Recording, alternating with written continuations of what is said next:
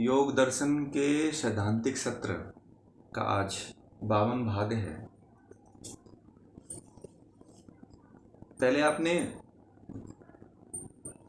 प्रकृति के स्वरूप को जाना कि प्रकृति क्या है।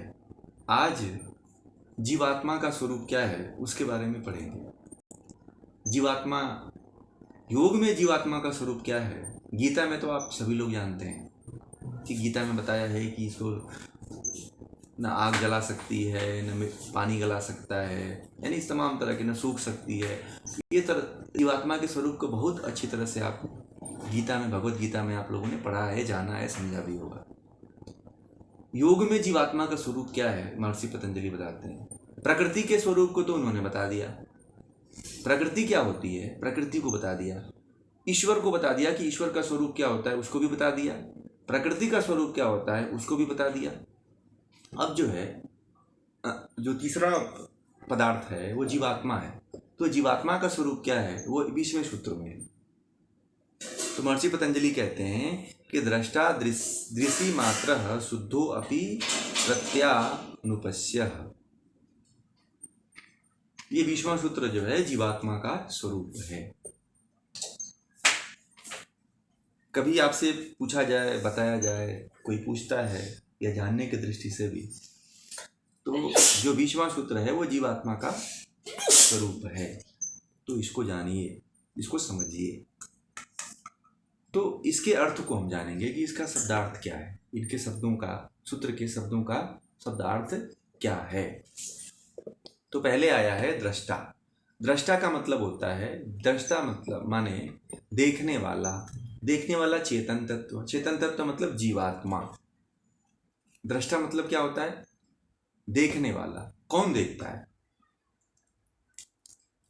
देखता कौन है, जीवात्मा देखता है, क्योंकि चेतन वही है इसलिए वो देखता है।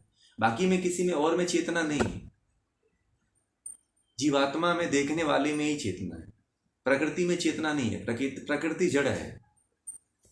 दृष्टि, देखने की शक्ति वाला, दृष्टि मात्र होता है। दृष्टि मात्र का अर्थ होता है देखने की शक्ति रूप वाला है। देखने की जिसके अंदर शक्ति होती है, जिसके अंदर रूप होता है, उसे दृष्टि मात्र कहा गया है। और फिर शुद्धो अपि मतलब निर्विकार होता हुआ भी, निर्विकार, निर्मल, शुद्ध हुआ, इसका जो अर्थ होता है। प्रत्यानुपस्य का मतलब होता है, अर्थ होता है इसका वृत्तियों के अनुसार देखने वाला। प्रत्यानुपस्य मतलब वृत्तियों के अनुसार जो देखता है। वृत्ति अपने अनुसार नहीं देखता है। देखने वाला तो चेतन तत्व तो वही है, परंतु वो अपने अनुसार नहीं देखता है, वो वृत्तियों के अनुसार देखता है, उसे प्रत्यानुपस्य कहा गया है। ये सूत्र के शब्दों का अर्थ रहा। अब इसके शब्दों के पूरे अर्थ को समझेंगे कि इसका आशय क्या है, इसका अर्थ क्या है। तो कहते हैं महर्षि पतंजलि की जीवात्मा देखने की शक्ति रूप वाला होते हुए भी चित्त के वृत्तियों के अनुसार देखने वाला होता है। यानी जीवात्मा देखने की शक्ति वाला होते हुए भी, देखने की शक्ति उसके पास है, उसके पास ताकत है। ये सारा होते हुए भी, कम करने, इसके सारा शक्ति रूप वाला होते हुए भी चित्त के वृत्तियों के अनुसार देखता है, अपने अनुसार नहीं देखता है। वो चित्त की जो वृत्तियां हैं, बुद्धि है, इंद्रियां हैं, मन है, इसके अनुसार देखता है, देखने वाला होता है, वही जीवात्मा है। या फिर इसको ऐसे भी एक तरह से समझ सकते हैं कि जीव केवल देखने की शक्ति स्वरूप वाला है। दूसरा, किसी प्रकार के विकार से रहित शुद्ध है। विकार रहित इसमें आया है, शुद्धो अपि मतलब विकार रहित शुद्ध है। इसकी बुद्धि में जैसे चित्र उतरते हैं ना, इसकी बुद्धि में जैसे चित्र उतरते हैं, अर्थात बुद्धि जिन विषयों को जिस रूप में प्रस्तुत करती है उनको वह उसी रूप में जानता है और देखता है। ये बुद्धि के द्वारा सब कुछ देखता है। क्यों? क्योंकि अज्ञान में है, इसलिए वो बुद्धि और इंद्रियों के द्वारा, मन के द्वारा देखता है। जब तक उसके ऊपर जो अज्ञान का अंधकार घिरा हुआ है वो नहीं हटता है, तब तक बुद्धि, इंद्रियां और मन के द्वारा ही सब कुछ देखता है। वो बुद्धि में जो चीज चला जाता है वो फिर आत्मा के अंदर वो स्थिर हो जाता है, वो वृत्ति बन जाती है, लंबे समय तक के लिए वृत्ति बन जाती है। वो संस्कार के रूप में फिर अगले जन्म में भी उभरती है, इस जन्म में भी उभरती है, दोनों जन्मों में उभरती है। ये जीवात्मा का स्वरूप है। इसी को कहते हैं कि जीवात्मा का प्रकृति के तत्वों के साथ जो संबंध बना हुआ है वो इतना शक्तिशाली होते हुए भी, चेतन तत्व होते हुए भी, जीवात्मा होते हुए भी, इन बुद्धि, इंद्रियां, अहंकार, मन और सत्वरजतम गुणों के साथ इनसे बधे होने के कारण जो है उसको वो अपनी वाली नहीं कर पाता है। क्यों? क्योंकि अज्ञान का अंधकार उसके ऊपर घिरा हुआ है, और अज्ञान के अंधकार को दूर करने के लिए ही प्रकृति का प्रयोजन बताया भी, अगले सूत्र में आएगा वो। तो देखिए, अब हम समझते हैं जो जीवात्मा है, जीवात्मा क्या है? दृष्टा कहा जाता है, जीवात्मा को देखने वाला कहा जाता है। जीवात्मा ही दृष्टा है, बाकी मन दृष्टा नहीं है, बुद्धि दृष्टा नहीं है, इंद्रिय दृष्टा नहीं। बहुत लोग ये समझते हैं कि दृष्टा मन है, बहुत लोग ये समझते हैं कि दृष्टा चित्त है, बहुत लोग ये समझते हैं कि दृष्टा जो है इंद्रियां हैं, बहुत लोग ये समझते हैं कि दृष्टा आंख है। साधारण से साधारण लोग यही समझते हैं कि दृष्टा जो है आंख है। ये जो है नीरा भ्रांति है और ये अज्ञान है। सभी जो लोग हैं, जो जितना अभी बताया, जो दृष्टि, जितने तरह के जितने लोग ये दृष्टियां रख रहे हैं वो सभी लोग अज्ञान में हैं, क्योंकि दृष्टा केवल आत्मा ही है, बाकी दृष्टा कोई नहीं है। क्योंकि जो बुद्धि है, अहंकार है, इंद्रियां हैं, मन है, कर्मेंद्रियां हैं, ये प्रकृति के द्वारा उत्पन्न हुए हैं, और प्रकृति जड़ है, प्रकृति के ये सब उपादान कारण है, इसलिए सारे जड़ हैं, इनमें चेतना नहीं होती है।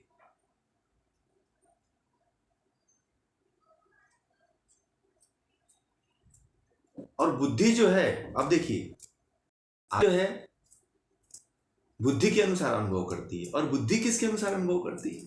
बुद्धि जो है वृत्तियों के अनुसार देखती है, जिससे, और बुद्धि जो है वृत्तियों के अनुसार देखती है, और आत्मा जो है बुद्धि से देखती है। जो बुद्धि में चित्र उतरता है उसी को आत्मा, अपने बुद्धि में जो चित्र उभरता है उसी को आत्मा जान पाती है, क्योंकि आत्मा के जो सबसे ज्यादा निकट है वो बुद्धि है, और बुद्धि के ज्यादा जो निकट है वो वृत्तियां हैं।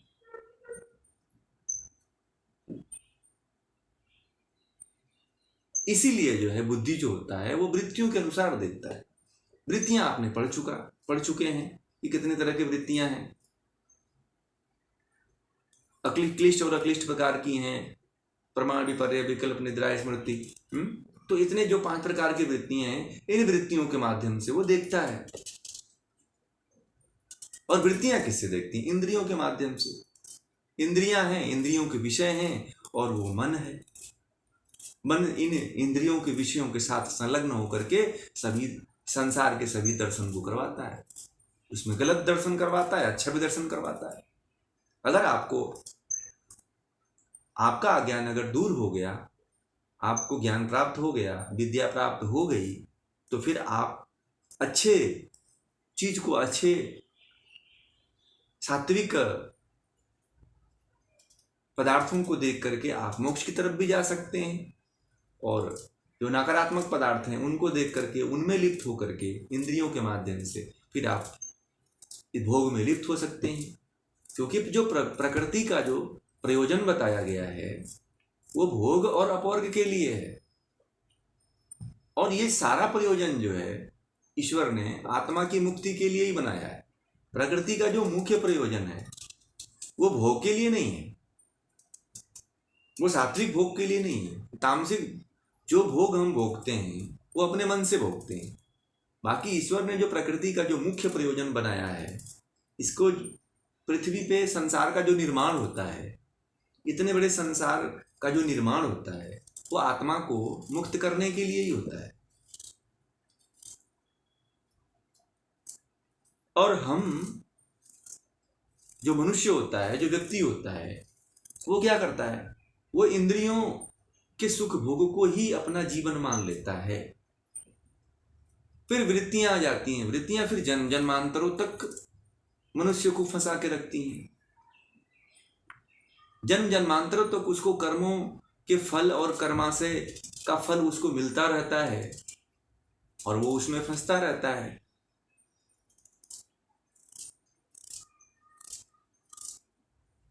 अविद्या को कभी नाश करने के लिए सोचता ही नहीं है, कभी विचार ही नहीं करता कि हमारे अंदर अविद्या है। अविद्या के कारण ही आत्मा जो चेतन रूप में बैठी हुई है, प्रकृति के साथ जो संलग्न हुई है,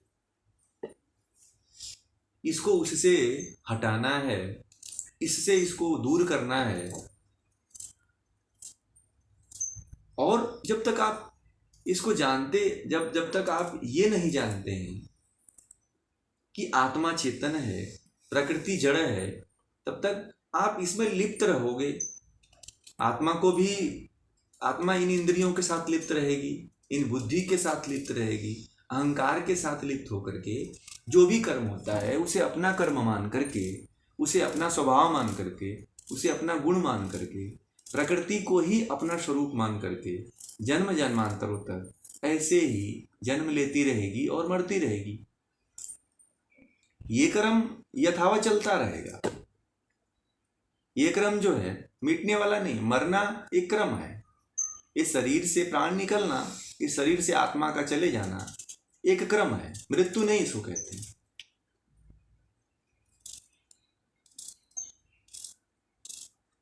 कह क्या देते हैं?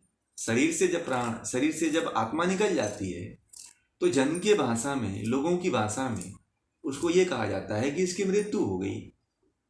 मृत्यु होती ही नहीं है, केवल क्रम बदल जाता है। यह शरीर जो है जब जर्जर हो जाता है, किसी काम का नहीं रह जाता है, तो फिर आत्मा को जाना पड़ता है। फिर वो दूसरे शरीर का धारण करती है और वो किसके अनुसार होता है? वो ईश्वरीय व्यवस्था के अनुसार होता है। फिर ईश्वर ये फल निर्णय करता है कि आप किस योनि में फिर जाओगे, फिर कहाँ कितने योनियों में आपको जन्म लेना पड़ेगा। क्योंकि जो पिछले जन्म है, पिछले जन्म कहाँ से उत्पन्न होते हैं, पीछे सब आप पढ़ चुके हैं कि कर्मों के जो फल हैं, कर्माशय से और क्लेश से उत्पन्न होने वाले जो कर्माशय हैं, उन क्लेशों को दूर करें। वृत्तियां हैं, उन वृत्तियों को नष्ट करना है हमें, तो ही हम आत्मा का साक्षात्कार कर सकते हैं। आत्मा का साक्षात्कार करना है तो हमें प्रकृति को और जीवात्मा को अलग अलग समझना पड़ेगा। हम बाह्य रूप से, वाणी के रूप से, मन के द्वारा जो है, यही चिंतन हमारे भीतर अभी भी चल रहा था या चल रहा होगा कि हम शरीर हैं, हम प्रकृति हैं, हम इंद्रियां हैं, हम बुद्धि हैं, हम अहंकार हैं। किसी की बुद्धि थोड़ी सी तेज होती है तो वो अपने आप को ये समझता है कि मैं तो बुद्धिमान हूँ, मुझसे बड़ा कोई बुद्धिमान है ही नहीं। जब ये मान लेता है वो कि मुझसे बड़ा कोई बुद्धिमान नहीं है, तो फिर वो शरीर के साथ और संलग्न हो जाता है और नाग के पांस की तरह बंध जाता है। फिर तो छूटने वाला नहीं है। फिर कुछ भी कर ले वो, फिर छूटने वाला नहीं है। तो नाग के फांस में हमें नहीं बंधना है। हमें बुद्धि जो है परिवर्तनशील है। आपको ये बता दें, बुद्धि परिवर्तित रहती है, आत्मा नहीं बदलती है। आत्मा वैसे की वैसे रहती है, जड़ है। इस जन्म में आपको कम बुद्धि मिली, अगले जन्म में इससे तीव्र बुद्धि मिल जाएगी। बुद्धि बदलती रहती है। जैसे माता पिता रहेंगे, जैसे माता पिता के घर आपका संस्कार रहेगा, उस तरह के माता पिता के घर आप जन्म लेते हैं। संस्कार अच्छे नहीं हैं तो मनुष्य जन्म तो मिलेगा, फिर ऐसे घर में जन्म ले लेंगे जिसका कोई बुद्धि और विवेक से कोई मतलब ही नहीं है, तो फिर आपकी भी बुद्धि कचरा हो जाएगी, गोबर हो जाएगी। तो बुद्धि तो बदलती रहती है। जो चेतना है, जो जीवात्मा है, उसमें कोई परिवर्तन नहीं होता है, वो अनादि है, वो सदियों से चली आ रही है। वो अज्ञानता के कारण ही केवल मुक्ति नहीं प्राप्त कर पा रही है।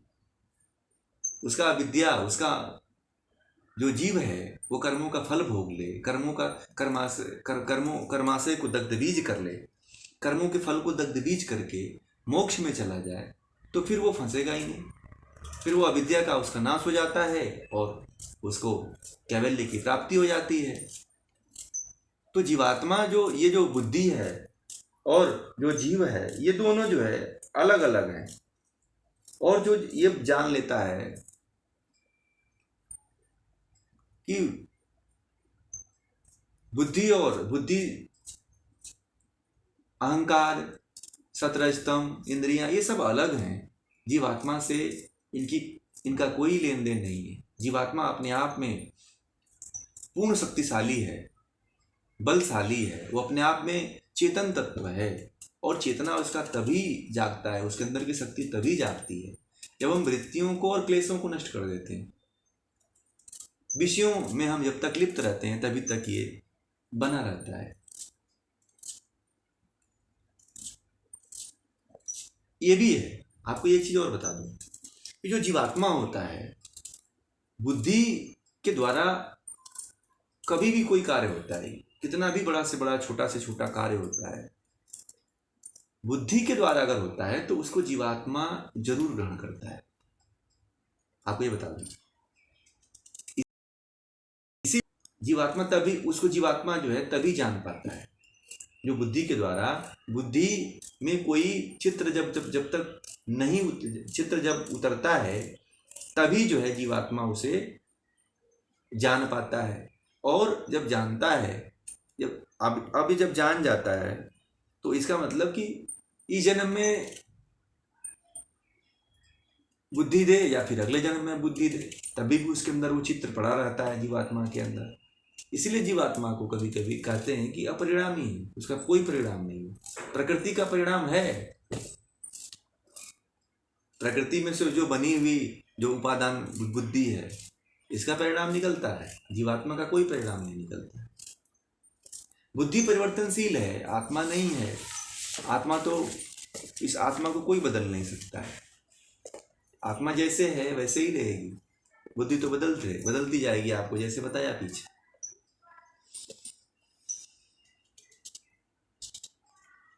और जो बुद्धि और आत्मा को समान मान लेते हैं, कुछ तो विद्वान ऐसे हैं जो साइकोलॉजी वाले हैं, जो मनोविज्ञान के जो जितने भी विद्वान हुए हैं, वो बुद्धि को ही चेतना मान लेते हैं, चेतन तत्व मान लेते हैं, वो बुद्धि को ही आत्मा मान लेते हैं। वैसे वो आत्मा का नाम तो कहीं नहीं आता है, ये बुद्धि को ही चेतना मान लेते हैं और बुद्धि तक ही उनका पूरा ज्ञान सीमित है। वो बुद्धि से ऊपर नहीं उठ पाते हैं। जितने भी मनोवैज्ञानिक होते हैं वो बुद्धि को ही सब कुछ मान लेते हैं और बुद्धि तक ही सीमित हैं सारे मनोवैज्ञानिक। इससे ऊपर जो उससे भी ज़्यादा बलशाली है, जो ज़्यादा शक्ति रूप वाला आत्मा है, वहाँ तक वो नहीं पहुँच पाते हैं। फिर बुद्धि को 3-4 भागों में बांट देते हैं, वो चेतना, अचेतन, अचेतन है, इस तरह से बांट करके उसको फिर देखने लगते हैं और फिर उसी में उलझने लगते हैं वो।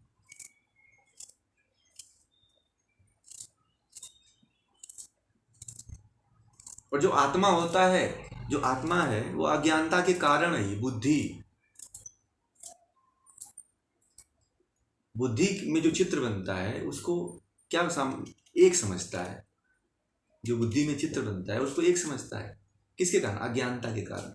अज्ञानता के कारण जो बुद्धि किसी चीज को जब ग्रहण करती है तो उसको क्या समझ लेता है?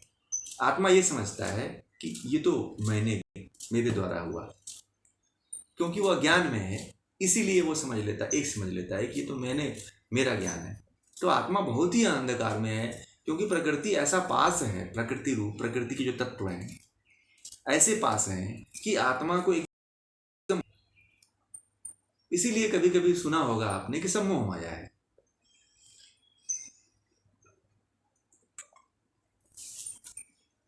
इसीलिए है कि सारा मोह माया इस प्रकृति का ही सब फैला हुआ है। प्रकृति का इतना मोह माया है, इतना चारों तरफ से फैली हुई है, इतना आत्मा को जकड़ के रखी हुई है कि जो बुद्धि है, वो बुद्धि अगर कोई चित्र उभारती है, कोई चित्र उत्पन्न करती है, तो आत्मा उसे समझ लेता है कि ये तो मैंने उभारा। इतना अज्ञानता हो गई उसको कि अपना स्वरूप भूल करके बुद्धि के द्वारा चित्र उकेरे हुए को अपना मान लेता है। इसीलिए जो है जीव जो है कभी मुक्ति नहीं प्राप्त कर पाता है।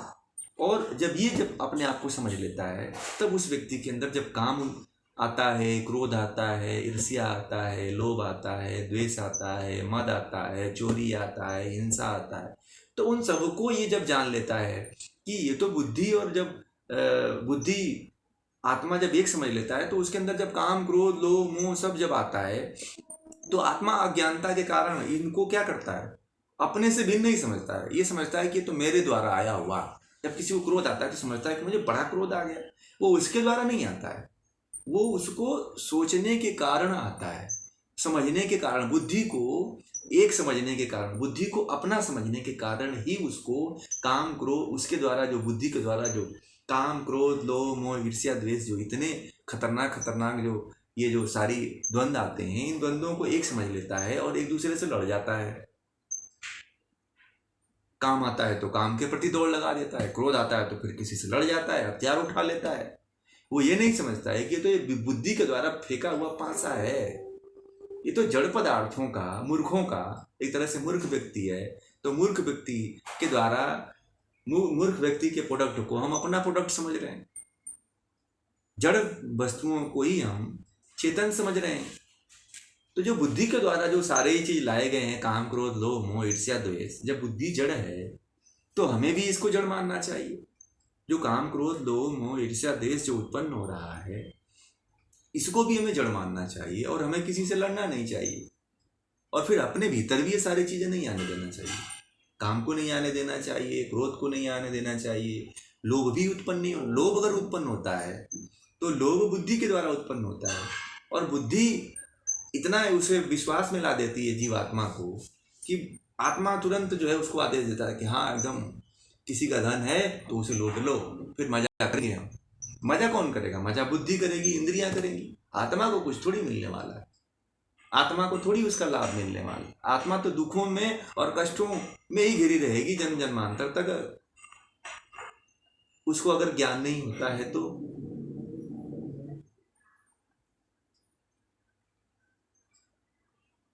इसीलिए जो सारे द्वंद्व उत्पन्न होते हैं इसी कारण उत्पन्न होते हैं। हम समझ ही नहीं पाते कि ये सारे बुद्धि द्वारा उत्पन्न किए हुए हैं, और बुद्धि द्वारा उत्पन्न किए हुए रहते हैं, उसको हम अपना मान लेते हैं, क्रोधित हो जाते हैं, लड़ने लगते हैं, ईर्ष्या कर लेते हैं, द्वेष कर लेते हैं, काम में फंस जाते हैं। काम मतलब, काम एक शारीरिक काम नहीं है। काम मतलब जो विषयों के, इंद्रियों के विषय हैं, कर्मेंद्रियों के जो विषय हैं, उन विषयों को तृप्त करने के लिए सारी व्यवस्था करने लगते हैं। उस समय गलत कर्म करते हैं, चोरी करते हैं, किसी को गाली देते हैं, किसी को मार देते हैं, किसी को जान से मार देते हैं। ये तमाम तरह की वृत्तियां उत्पन्न हो जाती हैं। फिर उससे और भयानक कर्मों के फल उत्पन्न होते हैं। तो हमें जड़ वस्तुएं ही हमें फंसा रहे हैं, और हम जड़ वस्तुओं में फंसते चले जा रहे हैं। इन जड़ वस्तुओं से हमें मुक्त होना चाहिए। तो जब तक, तभी हम मुक्त हो पाएंगे जब हम समझेंगे, जीवात्मा के स्वरूप को जानेंगे। जो व्यक्ति जीवात्मा के स्वरूप को नहीं समझ पाता है, आत्मा के स्वरूप को नहीं समझ पाता है, बुद्धि और आत्मा को अलग अलग नहीं समझता है, तो वो बार बार इन दुखों में फंसता है, बार बार इस संसार में आता है, फिर वही करता है, क्योंकि वही संस्कार लेके मरता है, काम, क्रोध, लोभ, मोह, ईर्ष्या, द्वेष वाला। तो उस संस्कार को लेके मरता है, फिर उस संस्कार को लेके जन्म लेता है, फिर वो अगले योनि में भी, और उसी संस्कार में लिप्त होना चाहता है, और उसी को सब कुछ समझता है। आजकल बहुत लोग ऐसे हैं जो क्रोध होता है तो कहते हैं कि मेरा तो खानदानी है, मैं तो मेरा विरासत है क्रोध करना।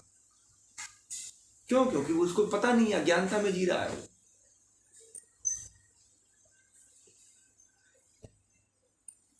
पूरी दुनिया अज्ञानता में जी रही है। आप किसी के जीवन को उठा के देख लीजिए।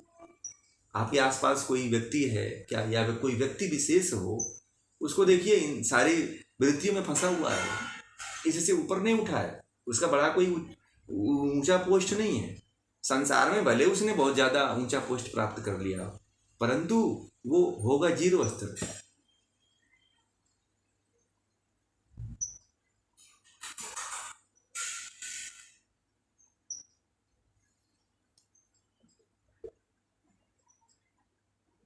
और जब तक जो है आत्मा मन के, बुद्धि के, इंद्रियों के अधीन रहेगा, तब तक जो है जीवात्मा अपने आप को मुक्त, इनके अधीन नहीं रहना है, मन के अधीन नहीं रहना है, इंद्रियों के अधीन नहीं रहना है, कर्मेंद्रियों के अधीन नहीं रहना है, पंच महाभूतों के अधीन नहीं रहना है, पंच तन्मात्राओं के अधीन नहीं रहना है, अहंकार के अधीन नहीं रहना है, 17 स्तंभ गुणों के अधीन नहीं रहना है, बुद्धि के अधीन नहीं रहना। ये क्या है? सब जड़ पदार्थ है, और इनके द्वारा जो भी हमें द्वंद्व उत्पन्न होते हैं, इन द्वंद्वों से भी फिर नहीं हमें प्रभावित होना है।